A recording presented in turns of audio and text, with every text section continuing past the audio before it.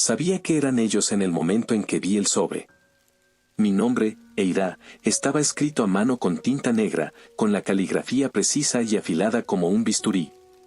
Lo encontré en mi escritorio al volver de una conferencia en la universidad, escondido bajo una pila de papeles polvorientos que no tocaba en años. Era un sobre sencillo, sin remitente, sin sello postal, solo mi nombre en letras que parecían talladas con intención. Mis colegas, que revoloteaban alrededor con sus cafés y charlas sobre publicaciones, pensaron que era una carta de aceptación para un proyecto de investigación. Uno de ellos, el siempre bromista Mason, comentó con una risita que por fin había cedido a las farmacéuticas. «Eida, ¿cuánto te ofrecieron por tu alma esta vez?», bromeó. Me reí con ellos, pero mi risa sonó hueca, como si viniera de alguien más. No lo abrí de inmediato. Caminé por los pasillos de la universidad, con el sobre quemándome en el bolso. Los estudiantes pasaban a mi lado, con sus conversaciones sobre exámenes y fiestas flotando como ruido blanco. Me detuve en la cafetería del campus, pedí un té de manzanilla que no bebí y me senté en una esquina, mirando el sobre como si pudiera hablar. Recordé la última vez que vi uno igual, hace 6 años. La orden me había prometido que sería la última vez, que mi deuda estaba saldada. Pero la orden nunca suelta a los suyos, no del todo. El recuerdo de lo que pasó en Svalbard era un peso que no podía soltar. Aquella misión había comenzado con promesas de descubrimientos científicos, un microorganismo que podía cambiar nuestra comprensión del cambio climático. Pero lo que encontramos en ese glaciar no era ciencia, era algo que no debía existir. Los rostros de los agentes que no volvieron, Clara, con su risa fácil, Horn, siempre tan serio, aún me perseguían. Me habían jurado que era libre, pero la libertad de la orden era una mentira envuelta en burocracia. Esa tarde, mientras el sol se desvanecía tras las montañas, caminé por el campus, con el viento frío cortándome la piel. Pasé por la biblioteca, donde los estudiantes se amontonaban en las mesas, absortos en sus libros. Intenté recordar cómo era mi vida antes de la orden, cuando aún creía que podía ser solo una bióloga, una académica que estudiaba hongos en los confines del mundo. Pero cada paso que daba, con el sobre en mi bolso, me recordaba que ese sueño estaba roto. Me detuve frente a una vitrina que mostraba fósiles de amonites, con sus espirales perfectos atrapados en piedra. Por un momento, envidié su quietud, su existencia sin deudas ni promesas rotas. Volví a mi oficina, con el sobre aún sin abrir. Me senté en mi silla, mirando el desorden de mi escritorio, cuadernos llenos de notas sobre hongos extremófilos, un microscopio cubierto de polvo, una foto vieja de mi hermano Arnie y yo en Akureyri, cuando éramos niños.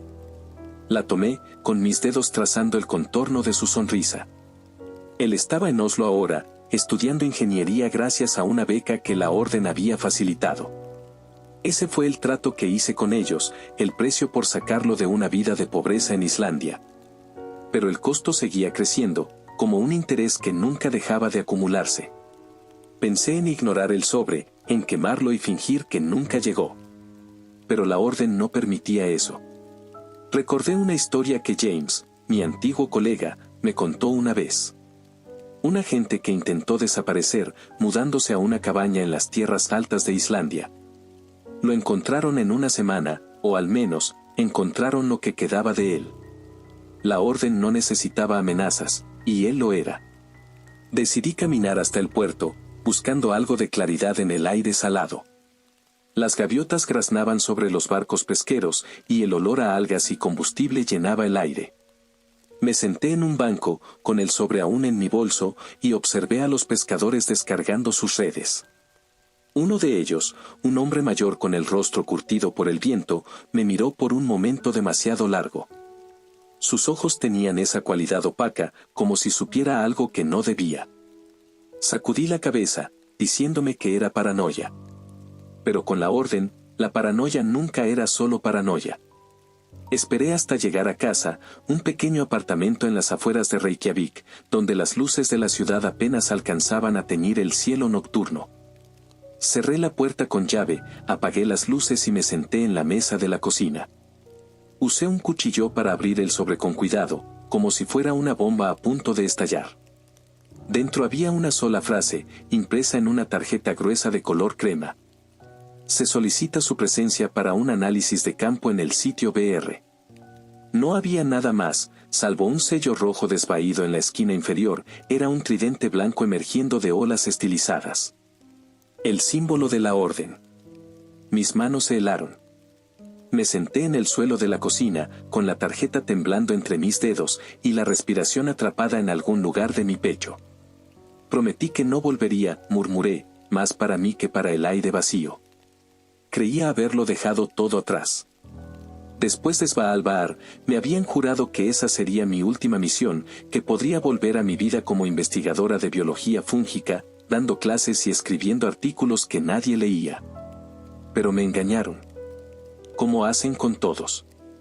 Pensé en los días posteriores a Svalbard, cuando volví a Islandia y traté de reconstruir mi vida. Había pasado meses mirando por encima del hombro, esperando que alguien de la orden apareciera. Pero el tiempo pasó, y comencé a creer que realmente me habían dejado ir. Me sumergí en mi trabajo, estudiando hongos extremófilos que prosperaban en los volcanes y glaciares de Islandia. Encontré consuelo en sus patrones predecibles, en su capacidad para sobrevivir donde nada más podía. Cada muestra que recolectaba, cada artículo que publicaba, era una forma de reclamar mi vida, de convencerme de que era libre. Pero ahora, ese sobre era un recordatorio de que mi vida nunca sería completamente mía. Volví a mirar la tarjeta, buscando algo que no había visto antes. La textura del papel era áspera, casi como pergamino, y el sello tenía un leve brillo metálico bajo la luz de la lámpara. Me pregunté cuánto tiempo habían planeado esto, cuánto tiempo habían esperado para arrastrarme de vuelta. La orden era paciente, como un depredador que acecha en las sombras, esperando el momento exacto para atacar. La orden no amenaza directamente. No necesitan hacerlo. Te envían un recordatorio sutil, un sobre que aparece de la nada, una frase que insinúa que saben demasiado. Saben lo que hiciste en Svalbard, cuando las cosas se salieron de control y el hielo se tiñó de rojo. Saben que alguien, en algún lugar, tiene las grabaciones sin editar de esa noche. Saben que la beca de tu hermano menor, que le permitió estudiar en Oslo, no fue un milagro. Y saben cómo hacer que sientas el peso de todo eso sin decir una palabra. Esa noche no dormí. Me quedé en la cocina, mirando la tarjeta, dando vueltas al cuchillo entre mis dedos. Recordé los detalles de Svalbard, los que había enterrado en lo más profundo de mi mente. La misión había sido un desastre desde el principio, un equipo de 5, enviado a investigar una anomalía biológica en un glaciar remoto. El informe inicial hablaba de un microorganismo que aceleraba la descomposición del hielo, pero no mencionaba que también podía infectar tejidos humanos. Perdimos a 2 agentes el primer día, con sus cuerpos desmoronándose como si estuvieran hechos de ceniza. El tercero murió intentando escapar, atrapado bajo un derrumbe de hielo. Yo sobreviví, apenas, con las manos temblorosas y el corazón latiendo tan fuerte que pensé que se rompería. La orden me sacó de allí, me dio una palmada en la espalda y me dijo que era libre. Pero la libertad con la orden es solo una palabra bonita para una correa más larga. Me levanté del suelo y caminé hacia la ventana, mirando el cielo oscuro salpicado de estrellas. Pensé en mi hermano, Arni, probablemente durmiendo en su dormitorio universitario, ajeno a todo. Cuando éramos niños, solíamos escaparnos al campo detrás de nuestra casa en Akureyri, persiguiendo luciérnagas imaginarias bajo la aurora boreal. Él siempre reía, con su risa llenando el aire frío, y yo lo seguía, prometiéndole que siempre lo protegería. Esa promesa me llevó a la orden, a sus misiones, a Svalbard.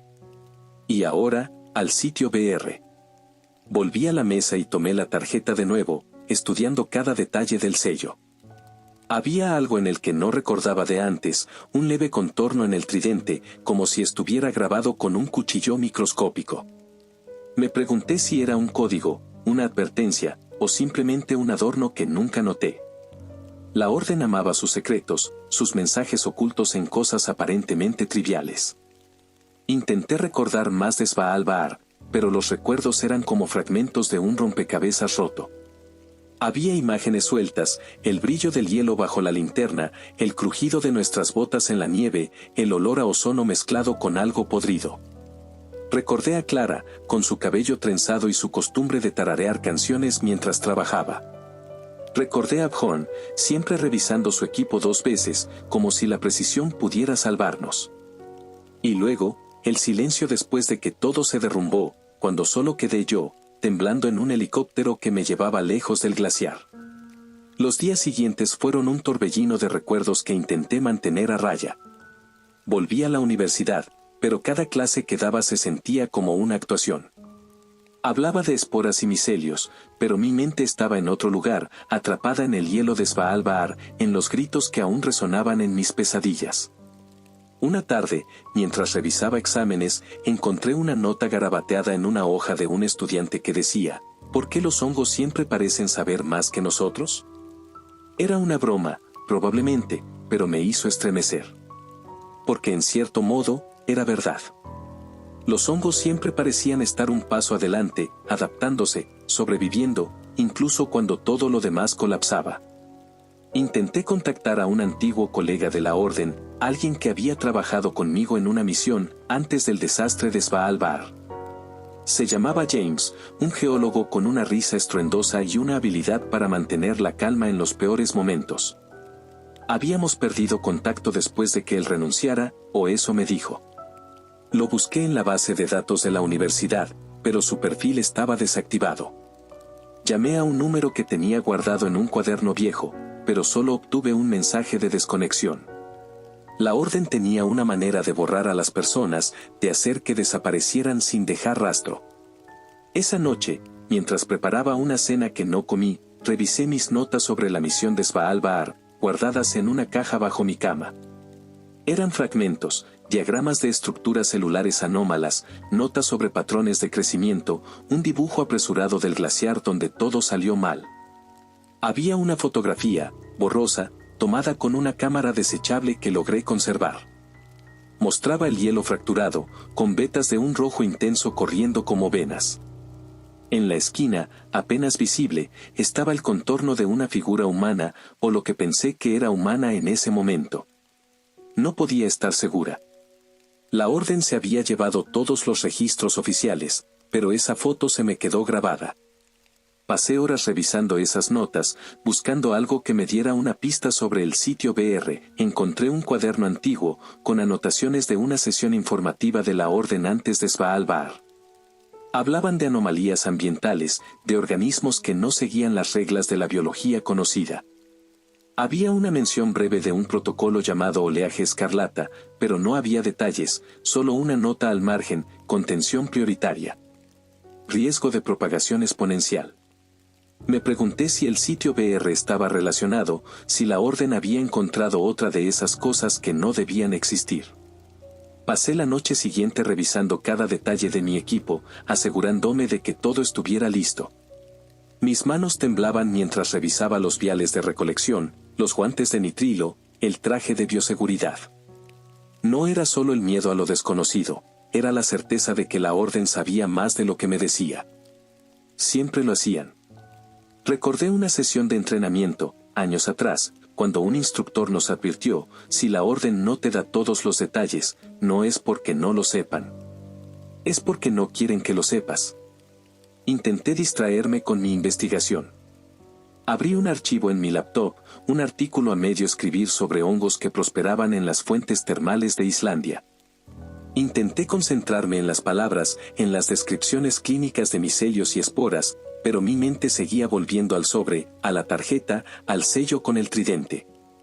Cerré el archivo y abrí un mapa digital de la costa norte de Islandia, buscando cualquier pista sobre el sitio BR. No había nada, solo roca, mar y pequeños pueblos pesqueros que apenas aparecían en los registros. Pero sabía que la Orden podía borrar cosas, hacer que pueblos enteros desaparecieran de los mapas. Al día siguiente, visité la biblioteca de la universidad, buscando cualquier referencia a anomalías biológicas en la región. Encontré un libro antiguo, encuadernado en cuero, sobre mitos islandeses. Hablaba de criaturas que vivían en el mar, seres que no eran humanos ni animales, sino algo intermedio. Una historia mencionaba un moho rojo que crecía en las costas, asociado con desapariciones de pescadores. El libro lo descartaba como folclore, pero me hizo pensar. La orden siempre había usado mitos como cortinas de humo, escondiendo verdades detrás de historias que nadie tomaba en serio. Esa tarde, mientras caminaba por el campus, noté algo extraño. Un estudiante, uno que no reconocí, estaba sentado en un banco, mirándome fijamente. No dijo nada, pero sus ojos tenían esa misma cualidad opaca que había visto en el pescador del puerto. Cuando intenté acercarme, se levantó y desapareció entre la multitud. Me dije que era una coincidencia, pero mi corazón latía demasiado rápido. La orden tenía ojos en todas partes, y yo lo sabía. A la mañana siguiente, un mensajero dejó un paquete en mi puerta. No lo vi llegar ni marcharse, solo escuché el golpe seco contra el felpudo. Dentro, había un teléfono desechable, del tipo que venden en tiendas de conveniencia. Vibró apenas lo tomé, como si estuviera esperando mis manos. Una voz habló a través de la estática, fría y sin género. Será escoltada al sitio BR en 48 horas. Sus credenciales han sido reactivadas. No traiga dispositivos electrónicos externos. Será informada en ruta sobre la misión. La anomalía ha sido catalogada como marea roja. No dije nada. ¿Qué podía decir? La orden no espera respuestas, espera obediencia. Antes de colgar, la voz añadió, por cierto, Eida, los registros oficiales indican que el pueblo está deshabitado. Ignore cualquier actividad local y no interactúe a menos que se le autorice. Sostuve el teléfono hasta que la llamada se cortó, con el silencio llenando el apartamento. Luego, miré la pared durante un buen rato, contando las grietas en la pintura como si fueran un código que pudiera descifrar. Después, empecé a empacar. No mucho, guantes de nitrilo, un cuaderno de campo, una linterna de alta potencia, un kit de recolección de muestras. Dejé mi laptop, mi teléfono personal, el anillo de plata que mi madre me dio antes de morir. Nada personal, nada que pudiera comprometer la claridad emocional, como decía el manual de la orden. Lo había memorizado hace años, en los días en que aún creía que podía controlar lo que ellos querían de mí.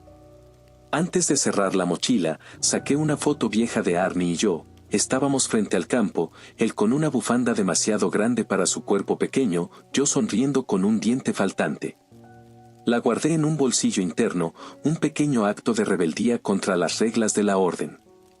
Si iba a volver a su juego, al menos llevaría algo que me recordara por qué lo hacía. Las siguientes 48 horas fueron un borrón. Intenté mantenerme ocupada, revisando mis notas de investigación sobre hongos extremófilos, pero las palabras se desdibujaban en la página. Me senté en el balcón, mirando las luces lejanas de Reykjavik, preguntándome si mi hermano tenía idea de lo que había pagado por su beca. Intenté llamarlo, pero colgué antes de que contestara. ¿Qué le diría? Oye, ¿sabes que tu futuro lo pagué con sangre? No. Mejor dejarlo en paz. Cada crujido del apartamento, cada ráfaga de viento contra las ventanas, me hacía pensar en ellos. En la orden. En lo que me esperaba en el sitio BR. Intenté distraerme visitando el mercado local, comprando pan y pescado fresco que sabía que no comería. La vendedora, una anciana con manos nudosas, me miró con ojos que parecían saber demasiado. Ten cuidado, niña, dijo mientras me entregaba el cambio. El mar está inquieto últimamente. Sus palabras se quedaron conmigo, un eco de algo que no podía descifrar. ¿Sabía algo? ¿O solo era una anciana hablando del clima? En Islandia, el mar siempre tenía historias, pero esta vez, sentí que había más. Volví al apartamento y revisé mi equipo de nuevo, obsesivamente, como si un error en la preparación pudiera salvarme de lo inevitable. Probé la linterna, conté los viales de recolección, revisé las costuras de mi traje de bioseguridad. Todo estaba en orden, pero nada me hacía sentir preparada. La orden tenía esa habilidad, hacerte sentir como si estuvieras entrando a ciegas, sin importar cuánto planearas. Pasé una tarde entera revisando mapas de la costa norte de Islandia, buscando pistas sobre el sitio BR. No había nada en los registros públicos, ni un pueblo, ni un asentamiento, solo extensiones de roca y mar. Recordé un entrenamiento donde nos hablaron de sitios de contención, lugares donde las anomalías se mantenían bajo control, o al menos eso intentaban. El sitio BR debía ser uno de ellos, pero no había registros, ni siquiera en los archivos internos a los que tuve acceso años atrás. Exactamente 48 horas después, una furgoneta negra sin placas se detuvo frente a mi edificio. No tocaron el timbre, no hacía falta. Bajé las escaleras, con el aire frío de la madrugada pinchándome la piel, y subí a la parte trasera sin mirar al conductor. El interior olía a amoníaco y metal frío, con las paredes revestidas de ese gris institucional que la orden parecía adorar. No había ventanas, solo una rejilla que separaba mi asiento del conductor. Había dos personas más, un hombre y una mujer, ambos armados. Guardias, claramente, con el uniforme negro estándar de la orden y máscaras antigás colgadas en sus cinturones. El hombre, de unos 40 años, con cicatrices que le cruzaban el dorso de las manos, me miró un par de veces antes de hablar. «¿Eres Eida, verdad?», preguntó, con su voz amortiguada por el traqueteo de la furgoneta. No respondí de inmediato. Luego asentí. «Lo era», dije, con mi voz más cortante de lo que pretendía. Él asintió, en silencio por un momento. «No pensé que te traerían de vuelta. No después de esa masacre». Desvié la mirada, con un nudo formándose en mi estómago. Svalbard era un tema que nadie tocaba, ni siquiera los veteranos de la orden. Lo que pasó allí fue un error, un desastre que dejó a 3 agentes muertos y a mí con pesadillas que aún me despertaban sudando. Pero él no insistió. Debió notar mi incomodidad, porque añadió, «Sigues viva. Eso es lo que cuenta». La mujer, más joven, con el cabello recogido en un moño apretado, desabrochó una bolsa plana y me entregó un sobre sellado. Dentro había un expediente grueso y una tarjeta de misión de una sola página. La primera línea decía: Sitio BR, anomalía ambiental activa. Protocolo, oleaje escarlata. Leí el expediente mientras la furgoneta traqueteaba por un camino de grava, con el motor rugiendo contra el silencio del amanecer. El informe estaba compuesto de notas de campo, análisis satelital y registros de bioseguridad, todo redactado en el lenguaje clínico que la orden usaba para distanciarse de la realidad. Se lo resumiré, era un brote de un hongo marino anómalo, designado marea roja, había afectado un pueblo costero en el norte de Islandia. Los síntomas en los infectados incluían degradación tisular, regresión conductual, alteración vocal y mutaciones sistémicas. El pueblo fue declarado deshabitado y se estableció un perímetro de cuarentena. Las imágenes satelitales fueron manipuladas para mostrar un asentamiento vacío, con los civiles, supuestamente reubicados. Pasé la página y sentí un vacío en el estómago. En la misión original hubo 67 bajas confirmadas. Y 9 cuerpos no recuperados. Los sujetos infectados estaban en un estado degenerativo, con cuerdas vocales rotas o reestructuradas. Su comportamiento se describía como errático, pero no excesivamente hostil. Había fotografías granuladas, eran cuerpos cubiertos de un crecimiento rojizo, rostros irreconocibles, extremidades torcidas en ángulos imposibles. Una nota al margen mencionaba que los sujetos podían emitir sonidos que imitaban el habla humana, aunque no se había confirmado comunicación coherente. El objetivo de la misión era claro: recolectar muestras del hongo, evaluar la mutación y determinar la causa principal del brote. Pero había algo más, algo que no decían explícitamente. La orden nunca enviaba a alguien como yo, un exagente que había jurado no volver, a menos que el riesgo fuera extremo. O a menos que quisieran que alguien prescindible asumiera la culpa si las cosas salían mal. Al final del expediente, había una línea escrita a mano en tinta roja. Solo lo pedimos porque no podemos permitirnos perder a más de los nuestros. Me detuve en esa línea, releyéndola varias veces. Había algo en la elección de las palabras, en la tinta roja que parecía sangrar en el papel, que me hizo sentir como un sacrificio. No era una petición, era una orden disfrazada de súplica. La orden sabía que no podía negarme. Cerré el expediente y miré por la rejilla hacia el conductor.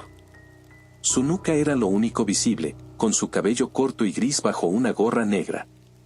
Me pregunté cuánto sabía él, si era solo un conductor o si también estaba atrapado en la red de la orden. Intenté recordar los rostros de los conductores de misiones pasadas, pero eran todos iguales, anónimos, reemplazables, como piezas de un rompecabezas que nunca encajaban del todo. El trayecto al sitio BR fue más largo de lo que esperaba. Los caminos sin pavimentar hacían que la furgoneta se sacudiera violentamente y el silencio dentro del vehículo era opresivo. Intenté repasar mentalmente mi entrenamiento con la orden, recordando los protocolos para manejar anomalías biológicas, como identificar patrones de crecimiento, cómo tomar muestras sin contaminarse, cómo mantener la calma cuando el mundo a tu alrededor se deshace. Pero cada vez que intentaba concentrarme, mi mente volvía a Svalbard, al hielo fracturado, a los gritos que aún resonaban en mis sueños. Cerré los ojos y traté de imaginar un lugar seguro, como hacía cuando era niña.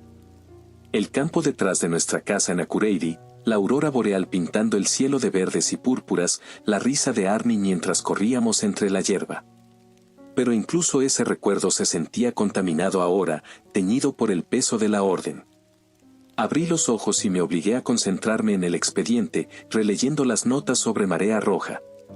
Había algo en la descripción del hongo que me inquietaba, una referencia a su capacidad de adaptación rápida y patrones de crecimiento no lineales. No era un lenguaje típico para un organismo fúngico. Sonaba más como algo consciente. El guardia masculino, el de las cicatrices, rompió el silencio. ¿Alguna vez has visto algo como esto antes?, preguntó, señalando el expediente con un movimiento de cabeza. No exactamente, respondí, manteniendo mi voz neutra. Pero he visto cosas que no deberían existir. Él soltó una risa seca, sin humor. Sí, eso es lo que hacemos, ¿no? Limpiar los errores del universo. No respondí. No había nada que decir. La orden no limpiaba errores, los contenía, los estudiaba, los usaba. Y nosotros, los agentes, éramos las herramientas desechables que enviaban al fuego. Cerré el expediente y me quedé en silencio el resto del trayecto, con mi mente atrapada en un bucle de recuerdos y suposiciones. Pensé en mi hermano, en su sonrisa cuando me contó lo de su beca. Pensé en mi madre, en el anillo que dejé en casa. Cuando llegamos a las afueras del pueblo, el cielo era una mezcla de gris y púrpura, con el amanecer apenas rompiendo la niebla. La furgoneta redujo la velocidad, y vi un puesto de control destrozado a un lado del camino. Una cerca de malla, doblada hacia adentro como si algo la hubiera empujado con fuerza. Un puesto de sacos de arena, medio derrumbado, con cartuchos vacíos esparcidos en el lodo. El pueblo era un desastre, había tejados colapsados, el emblema de la orden quemado en un panel metálico, ventanas rotas con manchas de sangre seca. Era una visión desoladora. La furgoneta se detuvo, y los guardias bajaron primero, revisando el perímetro con movimientos precisos. Yo lo seguí, con mis botas hundiéndose en el lodo, el aire era pesado con olor a sal y podredumbre, casi empalagoso. El hongo, supuse. Mis sentidos se agudizaron, buscando cualquier señal de peligro, cualquier movimiento en la niebla que se arremolinaba a nuestro alrededor. El camino llevaba al centro del pueblo, con calles estrechas flanqueadas por farolas inclinadas, algunas rotas, otras balanceándose con el viento. Vi el hongo de inmediato. No era difícil. Crecía por las paredes de los edificios, se filtraba desde los callejones y cubría el suelo como una alfombra viva.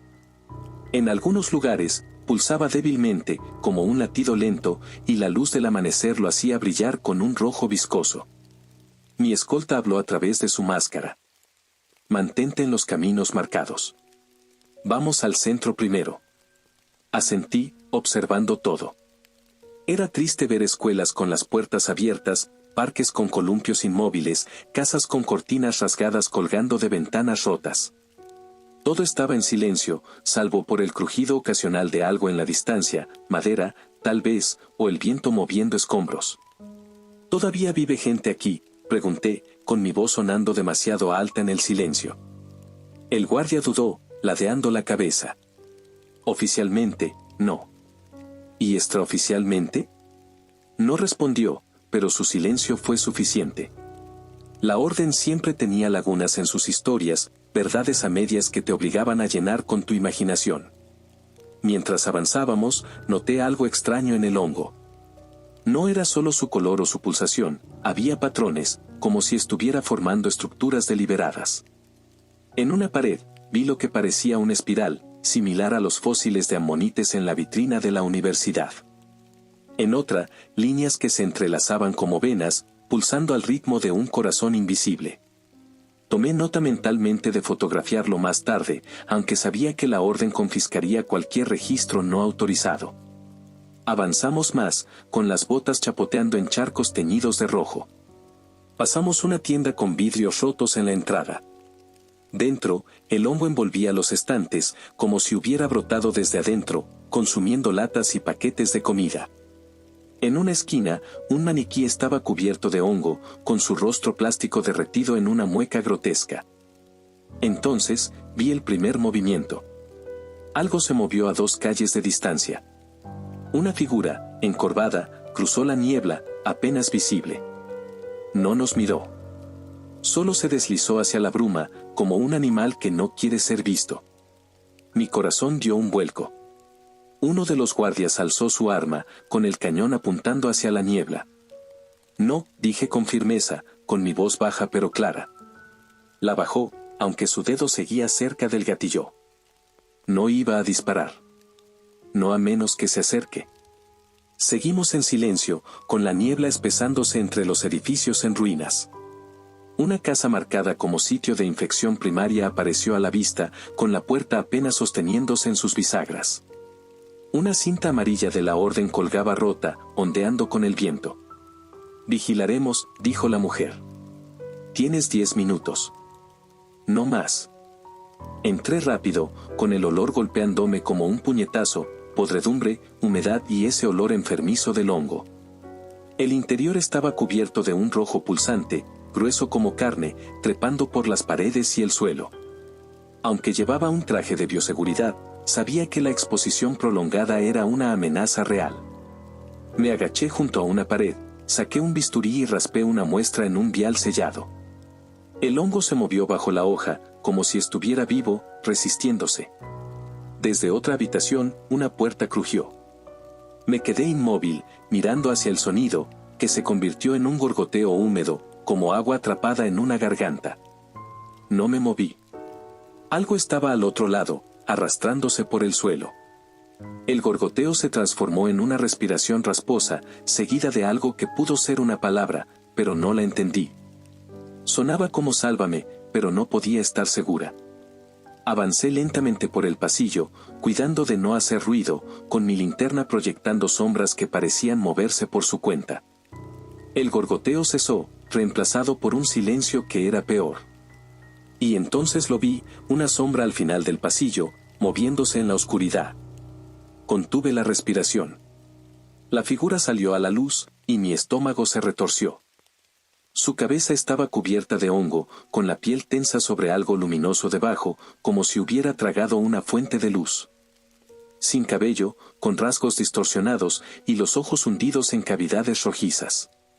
Uno de sus brazos colgaba, fusionado en el codo con un crecimiento resbaladizo que se retorcía como tentáculos. Su boca se abrió, emitiendo un gorgoteo que sonaba vagamente humano. Comencé a retroceder y una baldosa crujió bajo mi pie. ¡Mierda! Esa cosa se giró hacia mí con una velocidad que no cuadraba con su cuerpo roto.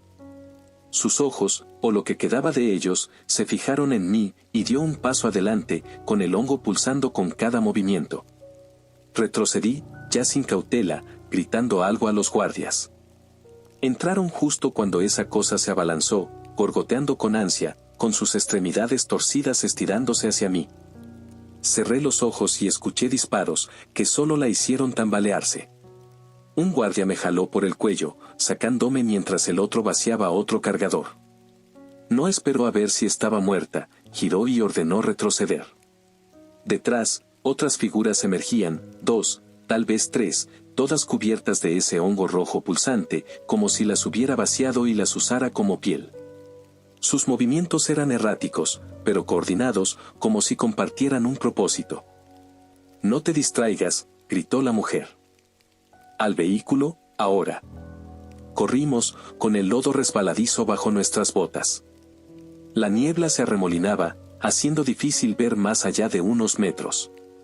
Cuando llegamos a la furgoneta y cerramos las puertas, jadeaba, con la máscara empapada de sudor. Un guardia revisó mi traje mientras la otra maldecía, golpeando el respaldo del asiento.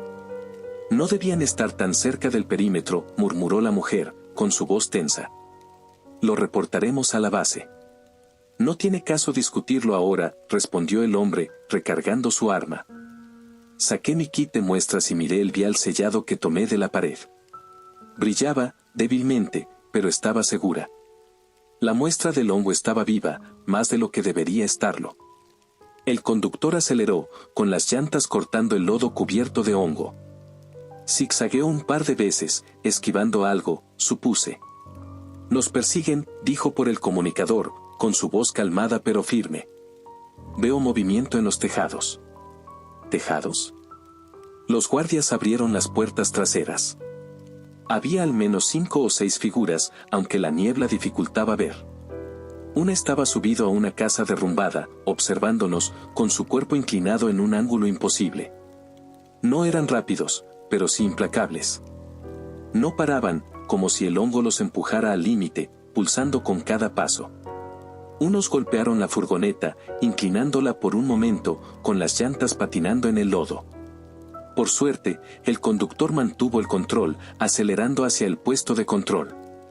A través de la niebla vi luces amarillas, el garaje de cuarentena. La puerta hidráulica se abrió justo a tiempo, y entramos, con el metal resonando tras nosotros. Por fin exhalé. Todos fuera. Protocolo de contaminación. El garaje se llenó de una niebla esterilizante mientras salíamos, tosiendo bajo el rocío químico. Dentro hacía más frío de lo que recordaba, un frío que se metía en los huesos. Pasamos por el triaje.